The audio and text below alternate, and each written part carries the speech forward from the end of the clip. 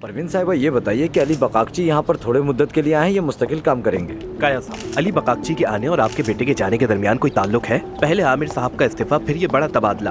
क्या इसे हॉस्पिटल की साख बचाने की कोशिश कह सकते हैं? आपके इन तमाम सवालों के जवाबात थोड़ी देर बाद एक एक करके दिए जाएंगे।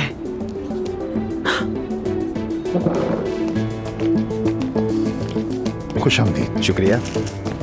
हेलो। यहाँ मेरे पास आओ।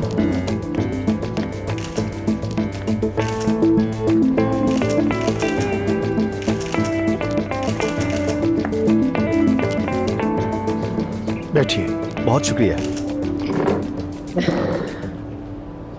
हाँ तो फ्रेंड्स, हाँ, हमारे लिए एक बहुत प्राउड मोमेंट है कि हम अपने एक न्यू टीम मेंबर का इंट्रोडक्शन करा रहे हैं आपसे, जिनका नाम है अली बकाकची, जो आज से ब्लूमिंग ब्यूटी का हिस्सा होंगे।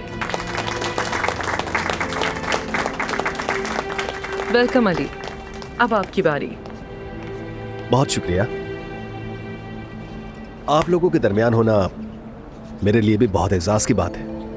अली साहब, हॉलीवुड से आपको यहाँ कौन सी हवा ले आई है? कह लीजिए वतन की याद। इंसान दुनिया के चाहे किसी भी कोने में चला जाए और अपने पेशे में चाहे जितना भी बुलंद हो जाए, वो अपनी मिट्टी से अलग नहीं हो सकता। ब्लूमिंग ब्यूटी में जदीद तरीन टेक्नोलॉजी के साथ एक नया दौर शुरू होगा।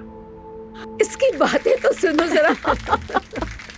अब ये नया दौर शुरू करेगा, इस जैसा बेढंगा, इसका तो मुंह ही नहीं है। तुम चाहे कितनी भी कोशिश करो, तुम कुछ नहीं कर सकते, समझ गए? तुम पर मुझे बहुत अफसोस है काया। देखो उसने हमें कहाँ लाके खड़ा कर दिया। काया ने अपने बेटे को ऐसे निकाल दिया जैसे दूध से मक्खी, और फिर इस बेहुदा नामालूम काउबॉय जैसे आदमी को अमेरिका से यहाँ खींच ले आए।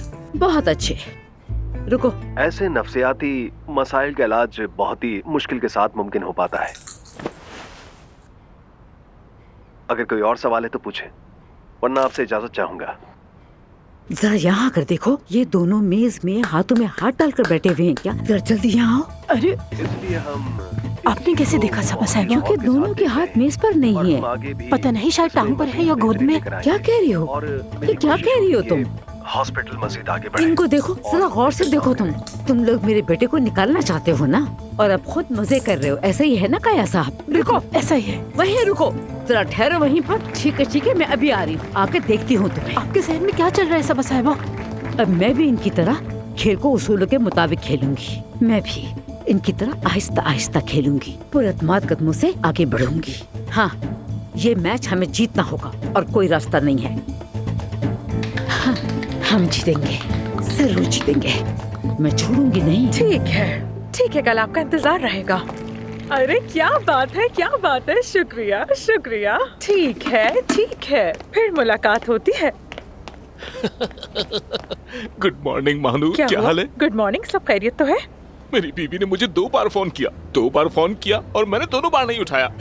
देखो, बीवी दो बार फोन किया और मैंने नहीं उठाया।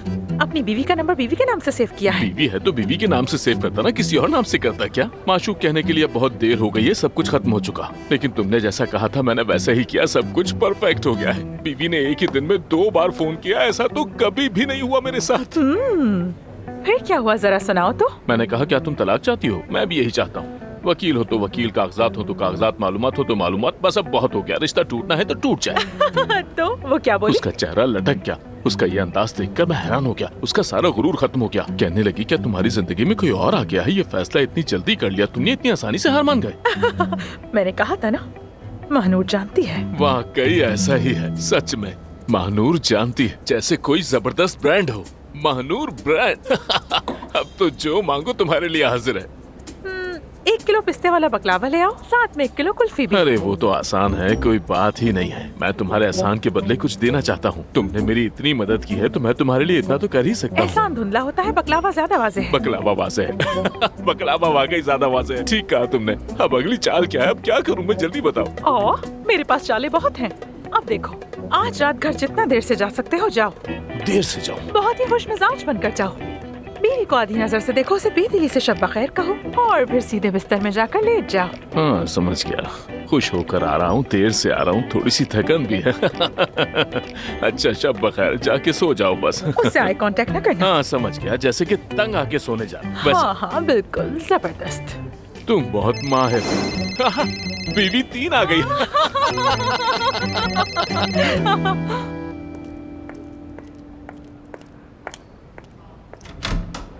शाबाश परवीन साहिबा, शाबाश। आपने एक बार फिर अपना काम कर दिया। आमिर सब छोड़ के चला गया है। कहा गया वो वादा कि हम उसे वापस लाएंगे? क्या ऐसे वापस आएगा वो यहाँ? हाँ, ऐसे ही वापस आएगा वो, मालूम है मुझे, क्योंकि मैं जानती हूँ उसे। इतने अरसे में वो मेरे लिए बेटे जैसा हो गया है अफसून। अगर अपने बेटे जैसे के साथ आप ये सब कर सकती हैं, तो अपनी बेटी के साथ क्या सलूक कर सकती हैं? I really don't know. आपकी ये अजीबोगरीब मोहब्बत जो है, उसके लिए मैं उस पर बहुत हैरान हूँ। देखो अफसून, आमिर को सबसे अच्छी तरह जानने वालों में एक मैं हूँ। अली उसे उसकी ख्वाहिश, उसका जज्बा और बेहतरीन बनने की आरज़ू याद दिलाएगा। काया भी मेरे साथ मुत्तफिक है। काया साहब और परवीन साहिबा, आप दोनों एक दूसरे को ढूंढ कर आखिर लाए कहाँ से थे? एक को माँ बनना नहीं आता, दूसरे को बाप बनना नहीं आता। आखिर इंसान बच्चा पैदा करने से पहले ये सोचता क्यों नहीं है कि वो इस काबिल है या नहीं? क्या मैं इसे संभालने की जिम्मेदारी ले भी सकता हूँ या नहीं? मगर आप क्यों सोचेंगे? देखो अफसून, हमारे प्राइवेट मसले को इसमें ना घसीटो। वक्त आएगा तो हम ये बात भी कर लेंगे, और उस वक्त तुम सुनने के लिए तैयार रहना। वो दिन कभी नहीं आएगा परवीन साहिबा, कभी नहीं। आपको सुनना क्या, बल्कि मुझे तो आपकी आवाज सुनने का भी कोई शौक नहीं। मैं आमिर के साथ की गई नाइंसाफी कभी बर्दाश्त नहीं करूंगी, कभी नहीं। लेकिन क्या तुम आमिर को जानती हो? तुम्हें तो ये भी अच्छी तरह नहीं पता कि उसे क्या बात उकसाती है और किस चीज से उसे सुकून मिलता है। वो बहुत डिफरेंट है। उसे क्या उकसाता है, किस बात से सुकून मिलता है? वो इंसान है, इंसान, कोई जंगली घोड़ा नहीं जिसे आप अपने काबू में कर लें। वो तो है, लेकिन मैं उसे काबू में नहीं करना चाहती।